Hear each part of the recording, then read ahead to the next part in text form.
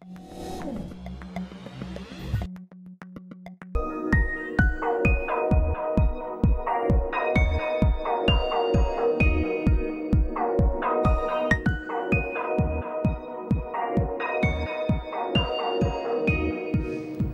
tal? ¿Cómo están? Buenas noches. Bienvenidos a Más Info, el periodístico de la televisión pública. ¿Qué tal? ¿Cómo estás, Ana María? Buenas noches. Bueno, bienvenidos a todos y a todas.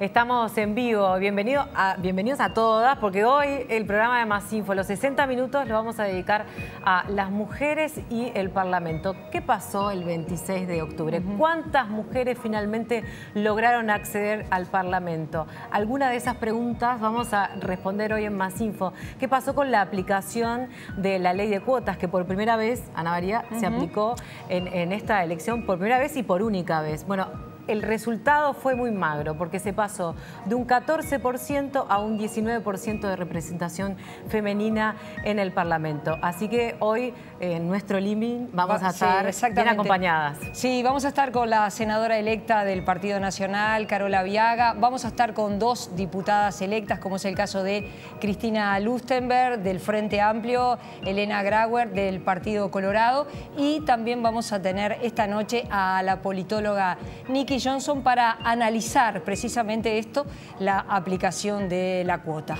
Y si bien la Corte Electoral aún no proclamó oficialmente a las legisladoras, con la producción nos apoyamos en las primeras proyecciones y también en base a los análisis de los politólogos para conocer cuántas mujeres finalmente van a acceder al Parlamento. Les proponemos entonces repasar los números. Uruguay tenía en la presente legislatura una magra representación femenina, incluso peor que en países del mundo árabe. Ahora, tras la aplicación de la ley de cuotas, esa representación mejoró, pero ni siquiera llega al tercio. Las mujeres eran poco más del 14% en el periodo que está terminando, 15 diputadas y 4 senadoras.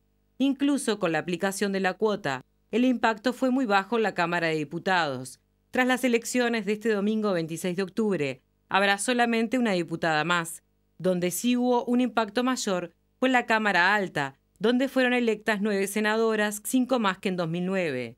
Las mujeres serán el 19% del Parlamento. Esto fue adelantado por quienes criticaron la ley de cuotas que se aprobó en 2009. Allí se preveía que cada 3 lugares en las listas debiera haber representación de ambos sexos. Esto tuvo impacto en el Senado, ya que el distrito para esa votación es nacional y sí importan los segundos y terceros lugares en las listas más votadas. Pero en diputados, salvo los departamentos con más de 2 representantes, el impacto se diluyó porque solo son electos los cabezas de listas, en general hombres. La ley de cuotas solo se debía aplicar en esta elección que culminará con el balotaje. Sin embargo, el artículo 5 establece la obligación de que en el próximo periodo se analice la aplicación de la ley, corregir los posibles desvíos y eventualmente extenderla. En ese camino, algunos ya plantean la idea de la paridad de sexos en las listas. Para que la igualdad entre hombres y mujeres deje de ser una ilusión y tengamos una mejor democracia, en estas elecciones y todos los días, participa. Poné tu cuota. Por eso invocan casos como el boliviano o el argentino, donde las mujeres superan el 40% en las cámaras legislativas.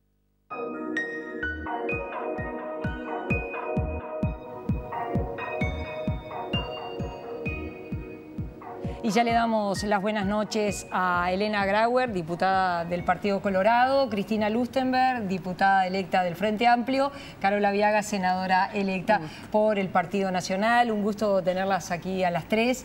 Y bueno, empecemos por lo que ha sido el resultado de la ley de cuota. Viaga, ¿cómo es en el caso del Partido Nacional? ¿Cómo se vivió? Yo creo que se vivió con mucha expectativa. Y lo que es dentro del Senado hay una gran participación, creo, de la mujer en todos los partidos, ¿no? Ahora, yo creo que hay que seguir insistiendo en que estemos más representadas, porque a la hora de diseñar políticas públicas y leyes que nos atañen a todos, las mujeres estamos muy poco representadas y está bueno la visión de la otra forma que tiene la mujer en muchos temas. Cristina, ¿usted cree que las mujeres deben caminar hacia otro periodo más de ley de cuota, hacia la paridad? Hay como distintos planteos y siempre se dice que cuando un gobierno se inicia es mejor poner sobre la mesa de entrada la gran mayoría de los temas que se quieren aprobar. Sí, yo, si bien la ley prevía este periodo, solamente la ley de cuotas, yo personalmente estoy totalmente de acuerdo de construir, ir hacia la paridad. Como decía Carol, no puede ser que el Uruguay, un país, el primero en América Latina, donde las mujeres tuvimos el derecho a sufragar el voto, a adquirir los derechos civiles, hoy estemos tan rezagados en nuestra participación en ámbitos parlamentarios, del Poder Ejecutivo, en otros ámbitos de decisión. Eso hay que construir a nivel social y cultural la importancia que tiene la paridad, las dos visiones, como un país que somos más de la mitad de la población casi, tengamos tan poca representatividad. Y con la ley de cuotas vimos que mejoramos, pero no al nivel quizás de lo esperado, a una cosa tan simple que es hacer un país más democrático, donde estén las visiones y todas las miradas contempladas en todos los ámbitos de decisión. Entonces es muy importante realmente darnos en el próximo periodo de la discusión y la oportunidad que el Uruguay tenemos, un país que viene avanzando muchísimo en toda la agenda de derechos. Hoy la inequidad que tenemos de género es una cosa que como uruguayos y uruguayas tenemos un debe ir hacia la paridad, no es más que tener la igualdad y la oportunidad de decidir las mujeres a la par de los hombres en todos los ámbitos de decisión. Elena, ¿cree que las mujeres pueden tener una agenda diferente? Porque quizás mucha gente que está mirando dice, bueno, ¿y por qué sería importante que entren mujeres al Parlamento? ¿Para qué serviría? En realidad, digo, una cosa es la paridad o la ley de cuotas y la importancia que tiene que las mujeres entren al Parlamento, y tienen importancia porque son el 50% de la población.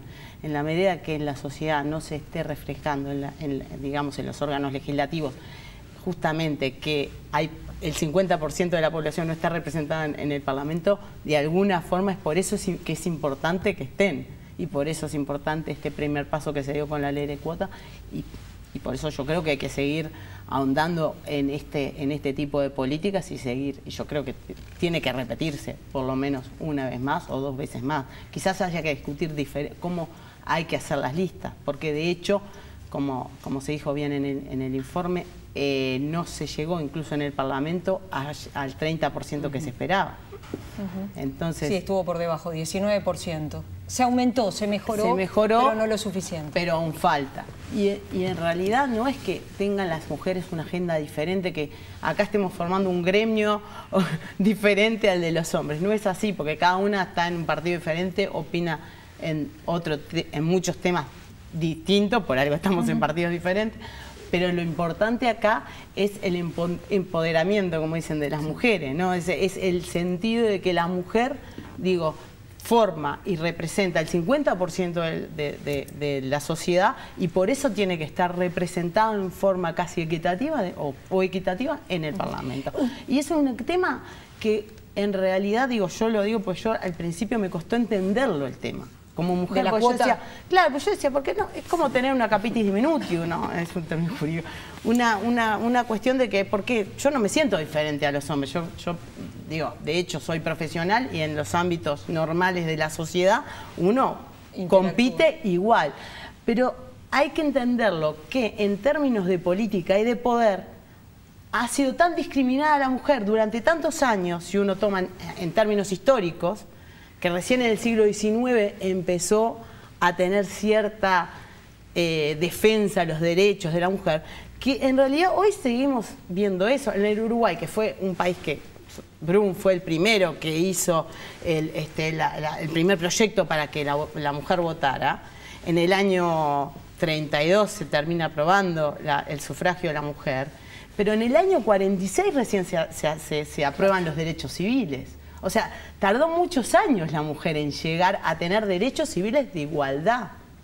Entonces, digo, son todos esos procesos que para llegar a una verdadera igualdad quizás este tipo de normas ayudan, ¿no? Ustedes saben que en el Parlamento funciona ya desde hace muchos años lo que se llama la bancada bicameral femenina, ¿verdad? Donde se impulsan un conjunto de leyes, de temas. Estoy pensando, por ejemplo, la ley de violencia doméstica se impulsa a partir de la bicameral. La gente se preguntará, bueno, ¿qué es eso de una bicameral femenina? Bueno, es legisladoras de todos los partidos que se integran a trabajar en temas comunes.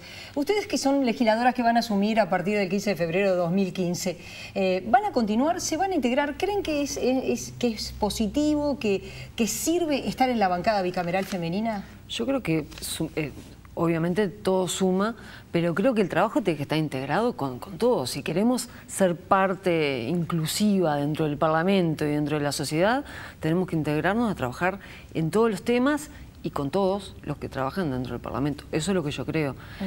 Con respecto a la ley de cuotas, que le llaman la ley de género, depende de dónde es como hay que controlar esa ley. ¿Por qué? Porque en La Valleja, por ejemplo, en nuestra agrupación, éramos más mujeres que hombres en las listas. Entonces tuvimos que cuidar la ley de género, pero para que el género masculino no estuviera en desventaja con el nuestro. En proporciones.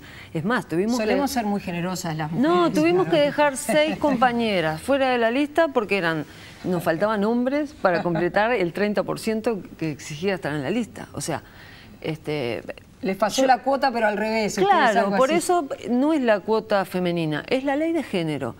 Y con respecto a la forma de trabajar, yo creo que tenemos que estar integrados, tenemos que ocuparnos de todos los temas, no solo los temas que atañen a las mujeres, porque la condición femenina tiene que estar incluida en todas las políticas públicas y de verdad no ser como un gueto aparte, una política especial para las mujeres. No, tenemos que estar incluidas en todas.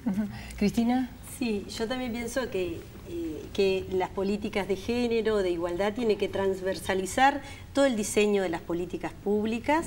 Pero creo que con el debe y con como venimos en el Uruguay, la historia que ha tenido la trayectoria de la bancada bicameral ha sido muy importante, de tener la mirada de dónde partimos las mujeres en determinadas leyes, los problemas que tenemos hoy como el de la violencia, lo que significó la ley que prevé que una mujer que accede en su ingreso en el mundo laboral no tenga, como en algunos lugares, que estar condicionada a presentar si tiene un test de embarazo, ¿no? O sea, hay determinadas miradas que hoy las mujeres no nos permite estar más incorporada a determinados ámbitos de decisión porque venimos de muy atrás quizás lo que significa el cuidado. No es que el acceder a determinadas... Para una mujer trabajadora, no solamente nosotros, sabemos las dificultades, por eso en nuestra fuerza política estamos muy convencidos de lo que es impulsar un sistema nacional integrado de cuidados, que a las mujeres nos prevea y el Estado tenga y nos ayude a garantizar y conciliar nuestro doble rol, de conciliar nuestro desarrollo personal con nuestro cuidado de las familias, con nuestra inserción laboral y productiva. Entonces, creo que nosotros tenemos que estar integradas en todas las comisiones, desde todas las que hay y funcionan en las dos cámaras, pero la trayectoria que ha venido las senadoras y diputadas que nos han precedido ha sido muy importante en la nueva agenda de derechos, cómo determinadas leyes permean en otros ámbitos. Entonces también yo creo que sí, como dice Carol, tenemos que estar integradas a todas las comisiones y discusiones, pero creo que también las mujeres, no aparte, pero sí nuestra mirada de qué derechos todavía no tenemos garantizados ni incluidos y tenemos que impulsarlo a la par de nuestros compañeros varones, pero todavía tenemos mucho para las mujeres juntarnos para ir igualdando derechos, oportunidades, leyes y la reglamentación de muchas leyes también. Elena, ¿estás de acuerdo que el funcionamiento de la bancada bicameral femenina hay que potenciarlo?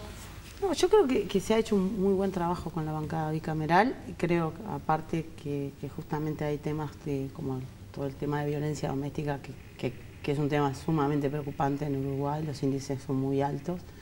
Y lamentablemente eso afecta directamente a las mujeres. Entonces creo que la bancada bicameral en todos esos procesos puede ser muy útil, sin perjuicio de obviamente estar dentro, que sí hay que integrarse en todos los ámbitos departamento, en todas las comisiones, absolutamente todo. Sí, una dale. acotación. Yo creo que el tema de la violencia doméstica no afecta específicamente a las mujeres, No, afecta a toda la todo, familia, claro. y los hombres tienen que estar involucrados directamente en Por esto, en la búsqueda de soluciones y en el trabajo que hay que hacer con respecto al tema en todo el país. Así que en ese tema sí creo yo que nos afecta muchísimo a las mujeres y a las que son las que de pronto en la mayoría de los casos más lo sufren, pero para buscar las soluciones y llegar a un buen puerto tenemos que estar involucrados todos fuertemente. Sí, eso como tú decís, Carol, es así, ¿no? Nosotros que cada una por su disciplina y profesión trabajamos mucho en las políticas sociales y en la importancia que tiene el rol de la familia como primer ámbito de socialización.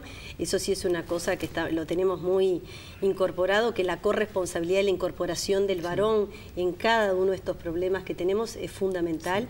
Y entonces es muy importante visibilizar el tema y saber que es una cosa que nos atañe a toda la sociedad, pero realmente, como decía Elena, el tema de la violencia doméstica genera a nivel familiar, no solamente en la mujer, en los niños, en todos los integrantes, una problemática. El tema del abuso, de la explotación sexual en las niñas y en los adolescentes es un problema que tiene el Uruguay con mucha complejidad, que nos atañe a toda la sociedad. O sea, tenemos muchos temas que es así. Nosotros podemos impulsar temas que nos atañen desde nuestra mirada, pero estamos convencidos que los problemas los vamos a resolver si los varones lo incorporan como un problema que tenemos como sociedad, en lo cual realmente tenemos mucho como Es que en realidad el tema de género no tiene que ser un tema de división, Claro. tiene que ser un tema de unión, justamente. De que realmente existan las dos visiones Que interactúen. interactuando, o sea, no es un tema de separación. Vamos a hacer una pausa, volvemos enseguida y seguimos conversando un rato más.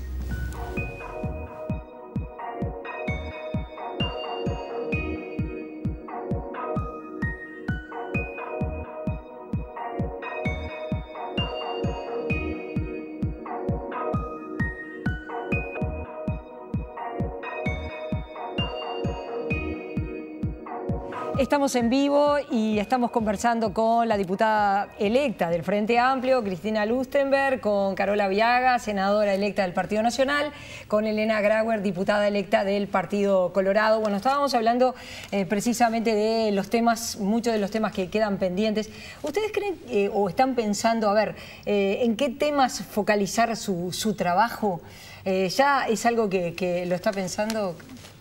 Sí, siempre tenés alguna idea del trabajo que ya traes de antes y demás. Nosotros en lo personal hemos militado muchísimo socialmente en la defensa de los derechos de la gente que vive en el territorio, en cada lugar de este país, frente a los distintos emprendimientos de las multinacionales mineras que se quieren implementar, ¿no? Entonces, el cuidado del medio ambiente, la defensa de las autonomías departamentales, el que se aplique la ley de ordenamiento territorial cabalmente, donde el que vive en el territorio debe tener derecho también a decidir qué se hace o no se hace ahí, tiene que participar en las decisiones que no pueden ser impuestas. Eso es una beta muy fuerte que nosotros ya hemos trabajado socialmente y que seguramente en este periodo que estemos trabajando en el Senado lo vamos a trabajar fuertemente. Cristina, que nosotros decíamos es diputada electa, pero actualmente es coordinadora de Uruguay Crece Contigo, es médica pediatra. También allí hay temas vinculados con la primera infancia, con temas que se están pensando.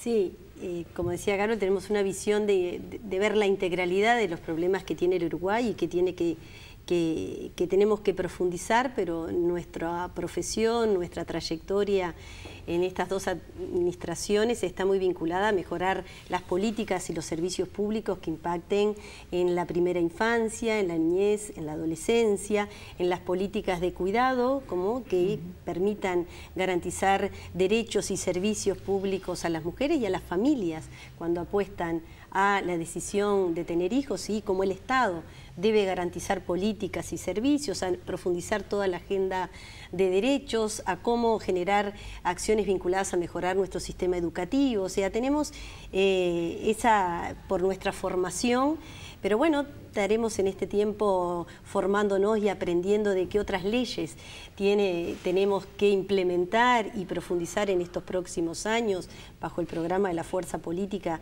que nosotros pertenecemos para seguir mejorando no solamente el desarrollo productivo y toda la agenda en los próximos años, sino para eso garantizar la verdadera sustentabilidad social y el desarrollo de las personas para que el Uruguay vaya avanzando, y para eso requiere de determinadas políticas y servicios. Hoy hablamos del tema de violencia, cómo el Estado debe mejorar las respuestas para apostar a esas situaciones, cómo debemos trabajar como sociedad en garantizar. Hoy sabemos con esto de la ley de cuotas a veces que genera una inequidad en cómo cuando uno lo plantea, y hoy estamos en un programa como este, cómo decir por qué las mujeres tienen que tener una ley de cuotas y no llegar con el esfuerzo y la capacidad de cada una. Hoy sabemos como sociedad que por qué vemos tan pocas en ámbitos de decisión si somos tantas preparadas y formadas para esto, es que bueno, precisaremos este tipo de leyes que garanticen esto, porque si no somos una sociedad que no estamos siendo sinceros en por qué no estamos a la par si somos la mitad de la población en los ámbitos de decisión. Si por ejemplo, como universitaria, la mayoría de los profesionales universitarios son mujeres, y cuando uno ve que somos profesionales, el ámbito de las mujeres trabajadoras, cuando uno ve los determinados ámbitos de decisión, la mayoría son varones, es que no habremos mujeres en todos los ámbitos capacitadas, o a veces la dificultad de llegar, cómo se deciden a veces las decisiones políticas, desde los horarios, de conciliar nuestros roles, de cómo son los códigos, algo nos está faltando. Entonces, como sociedad, no es que estemos reclamando desde un lugar minoritario o de autodiscriminación, no, son los derechos de participar en los ámbitos a la par. Entonces, por eso es necesario, y por eso es necesario que la sociedad toda lo entienda. Nosotros precisamos a los hombres, a los varones, a las mujeres, a todas las minorías, si queremos ser una sociedad que construya una democracia más igualitaria. Elena. Sí, lo mismo. Básicamente a nosotros nos preocupa mucho todo el tema educativo, que creo que Uruguay está en un debe enorme. También nos preocupa mucho todo el tema de la aplicación de las leyes de violencia doméstica. Creo que el Poder Judicial tiene muchos déficits y muchos vacíos, incluso legales, incluso al momento de aplicar la norma, y faltan asesores, faltan asistentes sociales, faltan psicólogos y falta inmediatez, porque lo que falta mucho en derecho de familia es justamente, en todo lo que es la familia en general, es justamente la rapidez. Uno no puede esperar en que los procesos de violencia doméstica pasen mucho tiempo o la justicia tarde, porque cuando tarda no llega. En los temas de familia no llega. En temas económicos quizás sí, pero en temas de familia no llega. Entonces, esos son, en la aplicación de las normas, eso particularmente a mí siempre me preocupa mucho. Aparte, como soy abogada escribana, eso lo veo bastante y constantemente. Todo lo que son temas de transparencia, temas del Estado de Derecho, de la constitucionalidad de las normas que salgan del Parlamento, me parece fundamental. No puede haber normas inconstitucionales como ha pasado en los últimos periodos. Creo que tienen que salir normas constitucionales y que cuiden justamente la seguridad jurídica, que es muy importante antes de que después esto dé lugar a procesos y a responsabilidad del Estado. Esos son los temas que en particular a mí me preocupan mucho, todo lo que es la defensa del consumidor, la defensa de la competencia, que en Uruguay, por ser un mercado chico, hay grandes corporaciones económicas y también a veces los sindicatos también aglutinan sindicatos muy fuertes, tanto de trabajadores frente a empresas importantes, y hacen que incluso las empresas pequeñas, las pymes, queden desprotegidas. Y todos son, creo que tampoco muchas veces se las tiene en cuenta, y todos son temas que a mí en particular me preocupan muchísimo. Veía hace unos días un acumulado que había presentado el Ministerio de Trabajo de cuánto habían mejorado los salarios y realmente habían mejorado en el crecimiento salarial en cifras muy importantes, estaban en el entorno del 47,5%, seguramente producto de los consejos de salarios, de la negociación colectiva. Sin embargo, hay un fenómeno que involucra a las mujeres y que está vinculado con la inequidad salarial, es decir, al mismo cargo, a la misma tarea, las mujeres ganan menos y eso es algo que complicado. Eso es un problema no solo en niveles privados, sino en niveles públicos. Recién estaba hablando con la joven que nos maquilló y nos puso bonitas para estar acá y ella está estudiando para NARS, yo soy instrumentista de bloque quirúrgico y nos pusimos a hablar de temas de la salud, ¿no? Y una de las cosas, por ejemplo, son las inequidades dentro del propio Estado, el mismo cargo, misma función. Yo he trabajado muchísimos años en el Hospital Vidal y Fuente de Minas como instrumentista de bloc. Hace un año que estoy trabajando en el Canzani, que también es público, como instrumentista de bloc. Gano lo mismo que en salud pública, muy poco. Pero mis compañeras del Canzani, que también son instrumentistas de bloc públicas, ganan 5 veces más. Entonces, dentro del mismo Estado, la misma función, hay terrible inequidad. En el interior, las instrumentistas de bloque quirúrgico ganan menos que las de Montevideo. Pero muchísimo menos. Y trabajan muchísimo más en muchos casos, porque tienen que ser especialistas en distintos tipos de intervenciones, cosa que acá a veces se especializan en un método específico o en un tipo de intervención. Entonces, dentro del propio Estado tenemos que hacer un gran esfuerzo para que haya una equidad realmente y sobre todo con nuestras mujeres que trabajan en bloque quirúrgico. Una reivindicación les hago. Una reivindicación ahí profesional. Creo que en líneas generales sí, o sea, hay que mejorar quizás los laudos, los criterios, la unificación dentro del propio Estado, no solo del ámbito de la salud, hacia un laudo que unifique el horario del personal de salud con el mismo laudo en el ámbito privado y público, todo eso que maneja Caro, yo creo que se está en un proceso hacia donde debemos ir y yo creo que hoy cuando tú decías qué cosas también nos interesaba trabajar, bueno, es la gestión, mejorar la rendición de cuentas a la ciudadanía de lo que hacemos en toda la gestión pública.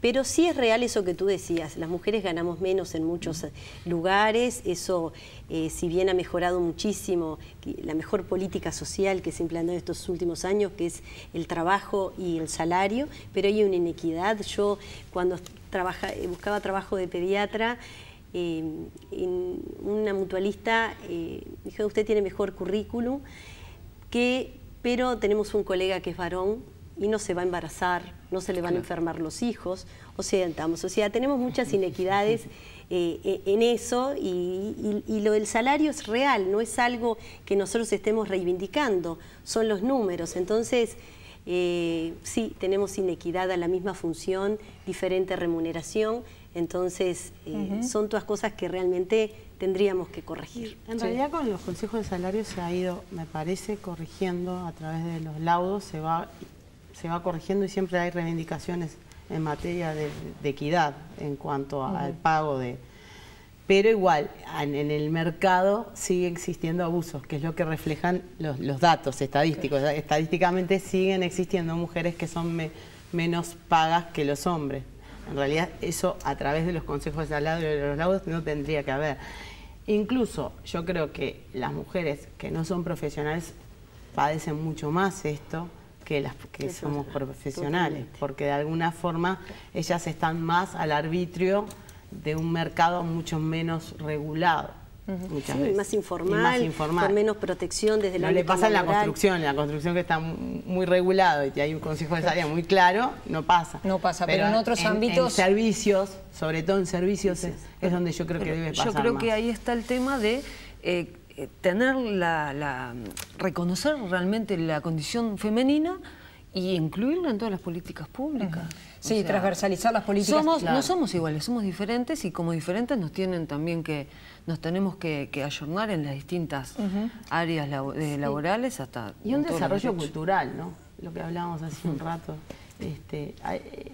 Todas estas transformaciones, la ley de cuotas, en realidad lo que llevan es a una modificación cultural, donde realmente empiece a haber igualdad en el cabalmente y no formalmente.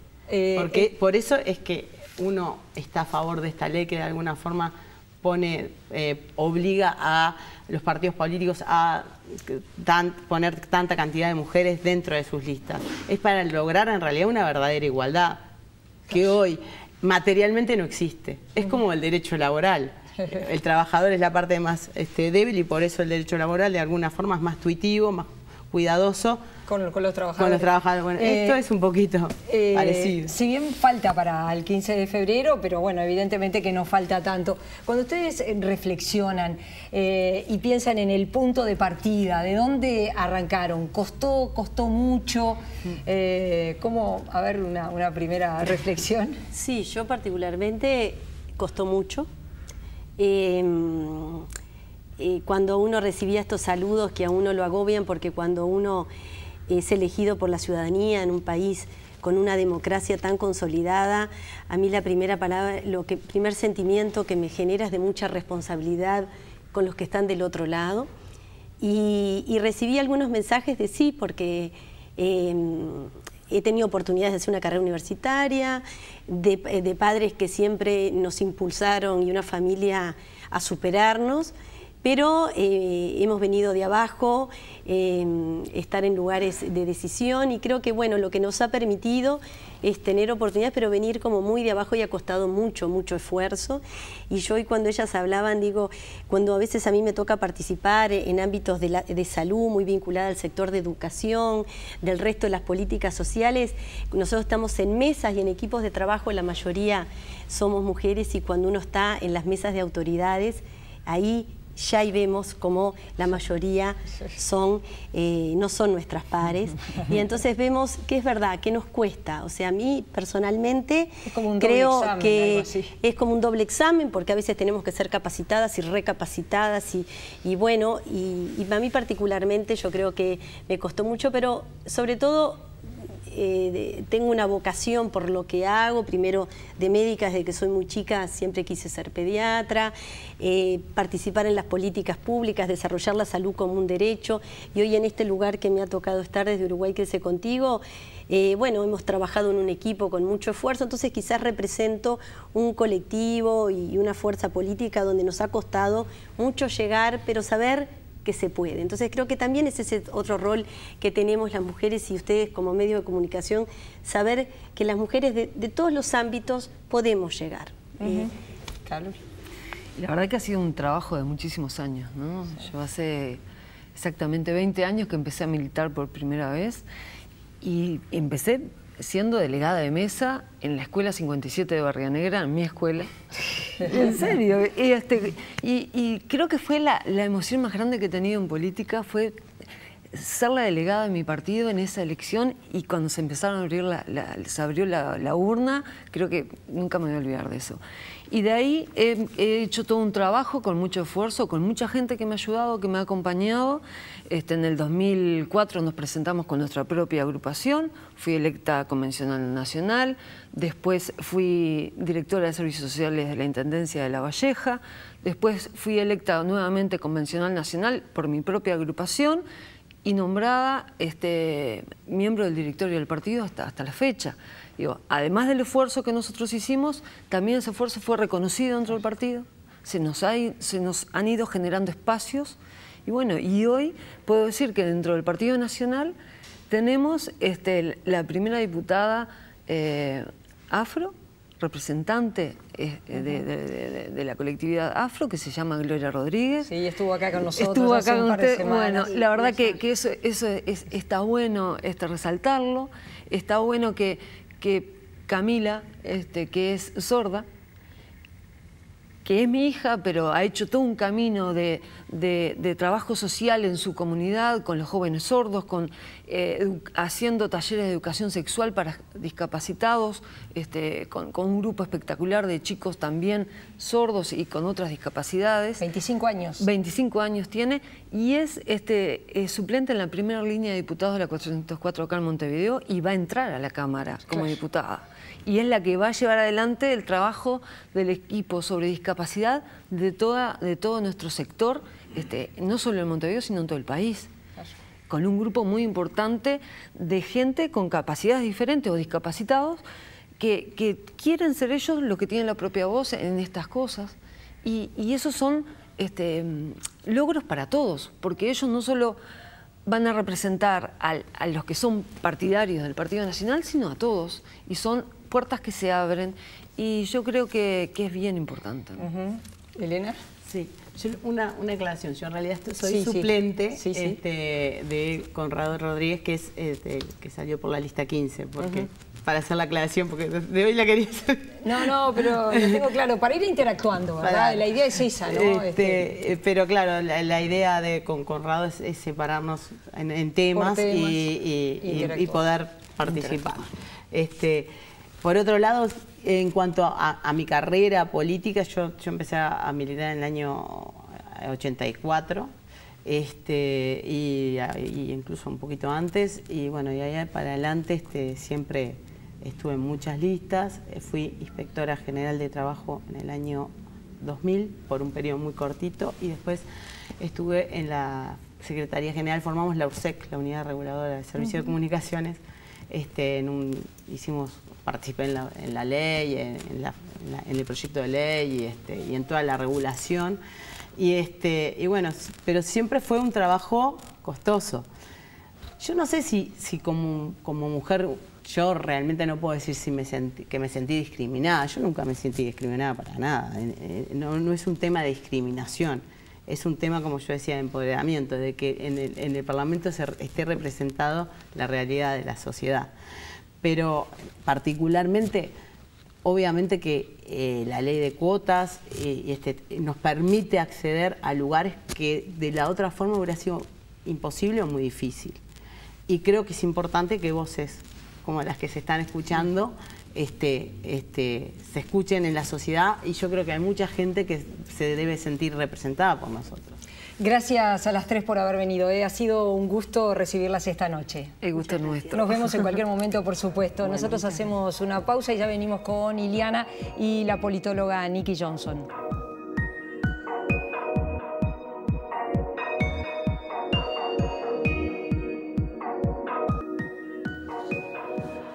¿Qué tal?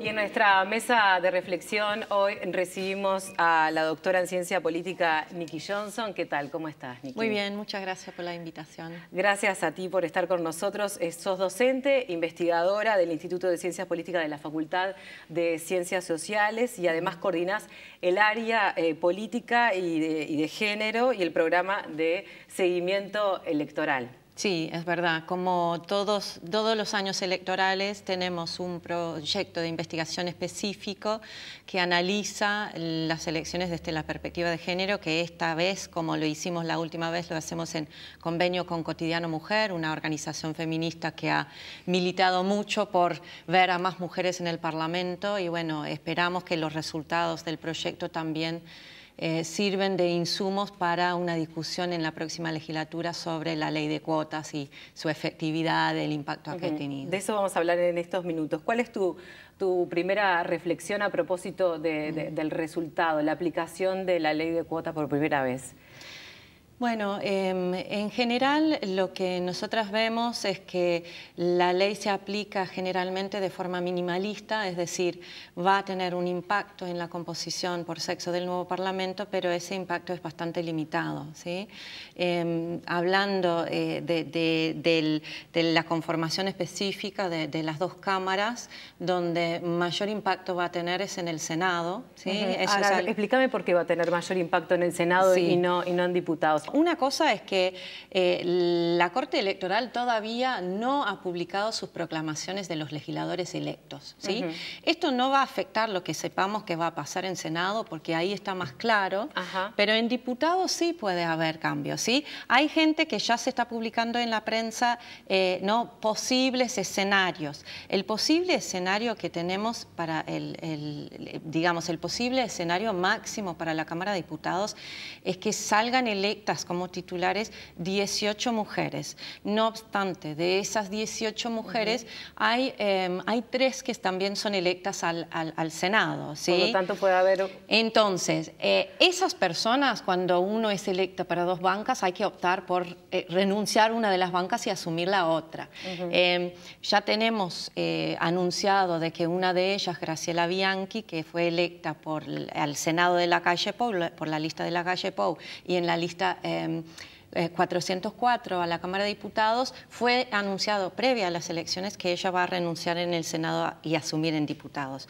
La otra es Marta Montaner, que sí resulta electa en Tacuarembó, porque esa es una de las bancas que todavía falta la revisión de la Corte Electoral de las adjudicaciones y la adjudicación por cociente decreciente, según el tercer escrutinio, para ver si efectivamente en las últimas elecciones la banca de ella fue una de las últimas que fue proclamadas.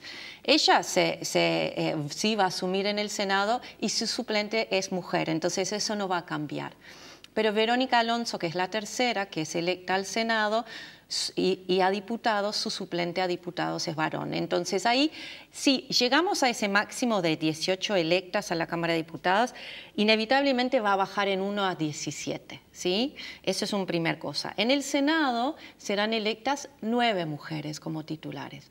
No obstante, entre ellas hay 2 que se supone que no van a asumir sus bancas. Una es el caso de Graciela Bianchi, que acabo de mencionar, y la otra es Mónica Xavier, que es la presidenta del Frente Amplio, y en la legislatura pasada, cuando salió electa como presidenta del Frente Amplio, fue obligada a renunciar a la banca en el Senado por ser incompatible, según la decisión del plenario del Frente Amplio, ocupar los 2 cargos a la vez, ¿sí? Ella, de hecho, pudo participar como candidata, postularse como candidata al Senado, porque apareció en todas las listas al Senado del Frente Amplio, es decir, se postuló como candidata común, pero ella es electa en la lista del Partido Socialista, no es electa como candidata común. Entonces, según yo tengo entendido, se va a encontrar en esa misma posición y va a tener que optar por renunciar al Senado, renunciar a la presidencia del Frente Amplio. Por lo tanto, en porcentajes... Por lo tanto, en el Senado quedaríamos seguramente con 7 mujeres entre 30, ¿sí? Que da un porcentaje de un 23%, ¿sí? En el Senado. Bien. En diputados, si quedamos con 17 mujeres, son 17%, ¿sí? Hay 99 diputados. Estos son cifras mejores que de las últimas elecciones, donde no se aplicó la cuota para el Parlamento, ¿sí? Pero no aumentan mucho, ¿sí? De hecho, es un aumento. En las últimas elecciones fueran electas en total 19 parlamentarias, ¿sí? Después perdimos a 3 porque asumieron cargos en ejecutivos departamentales, ¿no? Después de las elecciones de mayo de 2010, se fueron 3 diputadas cuyos suplentes eran hombres. Entonces, el panorama inicial es mejor, un poquito mejor, sí. Subimos de 19, tendríamos 26 electas como titulares, pero obviamente no llegamos ni cerca a lo que sería un tercio del Parlamento, ¿no? Un 30% en el Parlamento. ¿Por qué y en el contexto regional, ¿dónde nos coloca? Y bueno, en realidad tal vez pasaríamos 1 o 2 lugares más arriba en el ranking de los 19 países de América Latina, pero no va a cambiar sustancialmente nuestra ubicación. Está bueno recordar que en las recientes elecciones en Bolivia, por ejemplo, donde se aplicó la paridad, ya no la cuota, sino la paridad, llegan a un 48%, casi la mitad de la Asamblea Nacional de Bolivia son mujeres. Y en Argentina también. Y en Argentina llega, sí, por encima del 40%. Hay varios países de la región que están logrando tasas de representación parlamentaria femenina en torno al 40%. El caso Uruguay, en ese sentido, es un caso muy rezagado, ¿no? Llegamos en el 2009 a aprobar una ley de cuotas cuando en la región otros países estaban empezando a aprobar leyes de paridad. Después de aplicar la cuota y ver que realmente no se estaba logrando una participación equitativa de hombres y mujeres a través de la cuota, se empezó a aprobar en Costa Rica, en Ecuador, en Bolivia, en Nicaragua. Todos esos países ya tienen leyes de paridad. También cabe decir que si miramos históricamente lo que es ha sido la evolución en el periodo postdictadura, la aplicación de la cuota no significa un aumento muy marcado. El aumento más marcado que tuvimos antes fue en el 2004. ¿Sí? Después en el 2009, perdón, no en el 2004, fue en el 99, en el 2004 quedamos más o menos, bajamos un parlamentario, en el 2009 se aumentó de 15 a 19, pero el aumento está dentro de ese rango, no es que uno diga, bueno, es un antes y un después con la aplicación de la cuota. Ahora, Niki, en la ley del 2009 establece que la cuota se aplique por única vez, pero también hay un artículo, el artículo 5, que establece que debe revisarse la aplicación durante la próxima legislatura para corregir desvíos o para... Sí, en realidad el artículo lo que dice es que la legislatura electa debería evaluar la Hace una recomendación. Hacer una recomendación. Esa recomendación podría ser no aplicar más la cuota. Dejemos todo como está. Claro, la cuota no sirve, ¿no? ¿Cuáles son los posibles argumentos? Hay gente que va a argumentar que la cuota no sirve porque aumentó un poquito, pero muy mínimamente, ¿sí? Entonces no tiene sentido aplicarlo. Pero yo creo que, digo, si realmente está la convicción de que mejora la democracia asegurando una representación más diversa, en este caso de las mujeres, asegurando la presencia de mujeres, tanto como hombres, en esta parte de la política, porque en realidad si miramos los ámbitos de militancia política, hay mujeres por todos lados, ¿no? Sobre todo si miramos las bases de los partidos, y esto es un hecho que reconocen los dirigentes, mujeres y hombres militan en números iguales. Es cuando se empieza a subir, ¿no? Subir el pirámide hacia los lugares de mayor poder, de mayor prestigio, es donde empiezan a desaparecer las mujeres, ¿sí? En el caso de estas elecciones, el Senado es interesante porque ¿no? digamos, son los cargos electivos, después de presidente y vicepresidente, de mayor poder y estatus del sistema uruguayo. Pero es donde la cuota tiene mayor efecto, ¿no? Como vos me habías planteado al principio. Esto es porque es una única circunscripción el Senado, ¿sí? Hay una única circunscripción nacional, no se eligen los senadores por departamento, sino a nivel nacional. Y además hay un índice más bajo de fraccionalización. Las 30 bancas se reparten entre menos listas. ¿Sí? En este Senado ganaron bancas un total de 11 listas. Si miramos esas listas y ver cómo se aplicó la cuota en esas listas, todas de esas listas menos 2 incluyeron el mínimo número de mujeres posibles según el requerimiento de la ley. Es decir, si miramos los primeros 6 lugares, que son los lugares elegibles, ¿sí? Ninguna lista ganó más de 6 bancas. Entonces, si queremos ver la efectividad de aplicación, nos conviene concentrarnos en los lugares salibles, porque está bárbaro si aparecen muchas mujeres del lugar 6 para abajo, pero en términos reales no va a tener ningún impacto. Esas mujeres nunca iban a acceder. Entonces, la gran mayoría de las listas hacen esa aplicación, incluyen mínimo número. Además, todas menos 3 hacen la aplicación minimalista, lo que llamamos, donde se pone una sola mujer en la terna, en los 3 lugares, y la ponen en el último lugar, ¿sí? No en el primero, segundo, sino en el último. Las listas que no lo hicieron, hay una que es la 609, que ubicó a Lucía Topolansky en el segundo lugar, ¿sí? El resto de la lista es minimalista. Salvo ponerla en segundo y no tercero, el resto de su lista es minimalista. Las 2 listas que se apartan de esto son los 2 sectores que realmente han demostrado un compromiso real con este objetivo, que es, por un lado, el Partido Socialista, ¿sí?, que desde el 92 tiene una cuota voluntaria aplicada en sus cargos internos y en sus listas electorales. Y la otra es la lista al Senado de Constanza Moreira, que es la única lista ganadora encabezada por una mujer, ¿sí?, que además es la única lista que tiene una mayoría de mujeres en esos lugares, ¿sí? En sus primeros 6 lugares al Senado, la lista de Constanza llevaba 4 mujeres y 2 varones, ¿sí? El espejo al revés de lo que la mayoría de las listas tienden a hacer. Lo que demuestran estos 2 casos es que lo que importa es la voluntad, ¿sí? El mecanismo se puede mejorar. Hay ciertos casos como postular a una misma candidata a 2 lugares salibles, como pasó con Verónica Alonso y Graciela Bianchi. Era evidente que iban a salir las 2 electas a ambas cámaras, ¿sí? Haciendo eso, lo que se está haciendo y poniéndoles suplentes varones es dejar deliberadamente afuera una mujer, ¿sí?, una mujer legisladora en esos lugares.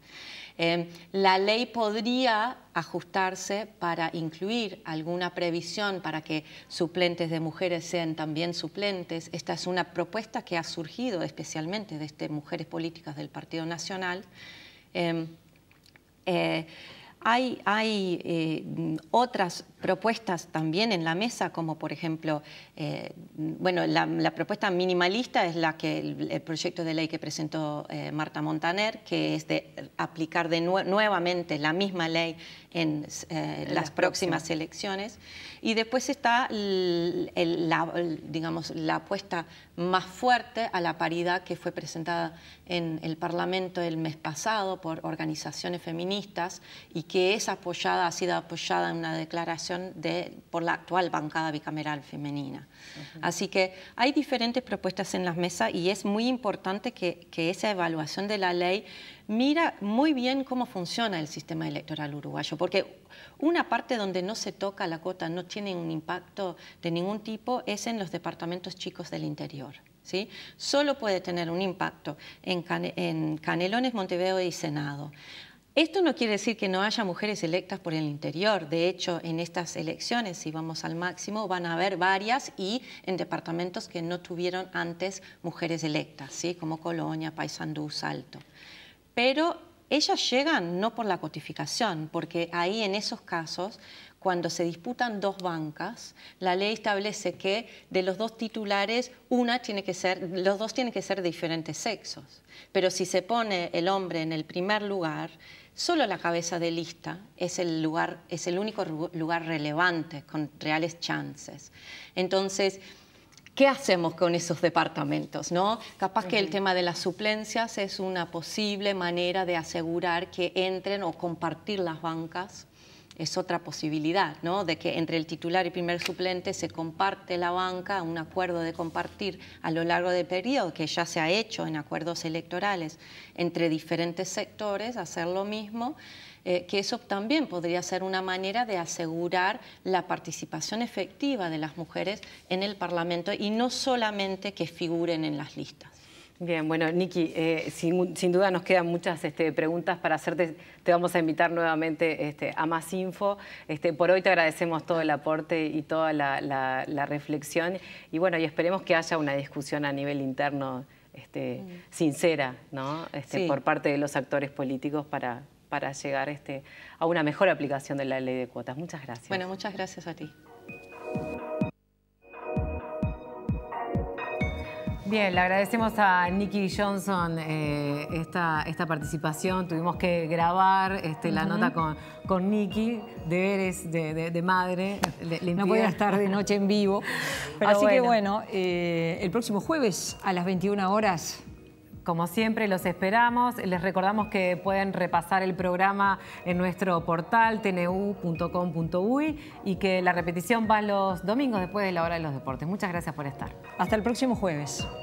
Atrás quedó la vanguardia. Si bien en Uruguay hace 87 años que el voto femenino es obligatorio y que las mujeres cuentan con derechos plenos de participación política, hoy solo 1 de cada 9 cargos están integrados por mujeres. ¿Poder de decisión? Las mujeres pueden, quieren y están más que preparadas para hacerlo. Pero la realidad indica que no figuran y esto representa una situación de desigualdad. varios estudios han demostrado que hay mecanismos invisibles que impiden que las mujeres accedan a lugares de poder político. Está claro que la ley de cuotas en Uruguay no reparará definitivamente esta situación. ¿Imaginás un parlamento 50 y 50? Seguro que muchas cosas cambiarían y para mejor. La ley de cuotas pretende apenas subir un escalón en el camino hacia la paridad, exigiendo que las mujeres estén representadas en las listas al menos en un 30%, el piso mínimo recomendado por la ONU. Pero para lograr que en la próxima legislatura las mujeres alcancen ese 30%, será necesario el compromiso con la igualdad de género de todos los partidos a la hora de armar sus listas. Porque para cumplir con ese piso recomendado, es importante no solo la presencia de mujeres, sino que ellas se encuentren en lugares verdaderamente